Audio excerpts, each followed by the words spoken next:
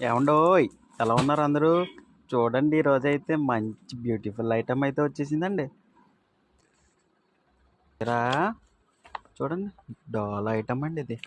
ఎక్సలెంట్గా ఉన్న ఐటమ్ అయితే క్యాట్లాక్ అయితే ఇలా ఉంటుంది చూడండి.